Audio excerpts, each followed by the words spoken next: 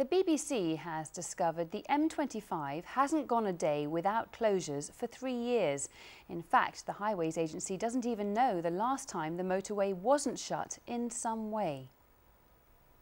Just normally like it every morning. The M25 is the worst compared to any other road in the country. The M25 sees over 50 million journeys a year, but a good number of those won't have been particularly fast ones. That's because for the last 3 years there hasn't been a single day without closures of some kind. For this freight company, it's a serious issue. Their freight has got to be there on very tight deadlines, and using the M25 as an excuse just doesn't get warm because it's something that's always there. So the impact on our business is difficult. The extra hours, the overtime, the lateness on deliveries, the extra fuel. In terms of days without closures, the M25 has the worst record of any motorway that serves London. The M1 isn't far behind, with just 4 days in 3 years where nothing happened. The M4 had 12. So why is the situation so bad? The Highways Agency has had to catch up with some historical and under maintenance.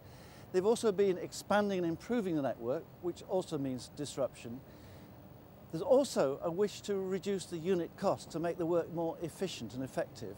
And that may mean there's a temptation to do the work in a way that's less convenient for traffic and more convenient for the people doing the work, so less nighttime working, for instance. In this week's spending review, the Chancellor announced some money would be forthcoming.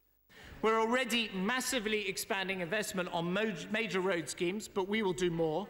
So we're announcing the largest programme of investment in our roads for half a century.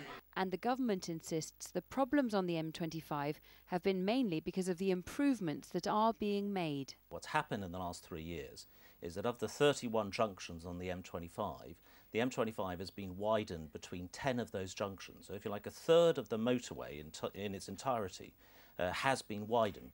The government cut too deeply in infrastructure in its first 2 years, is trying to play catch up now, but is not doing it very well, and is pushing most of its promises into the period after 2015, after the next election. For the time being, with yet more works to come, you can expect more queuing. Hundreds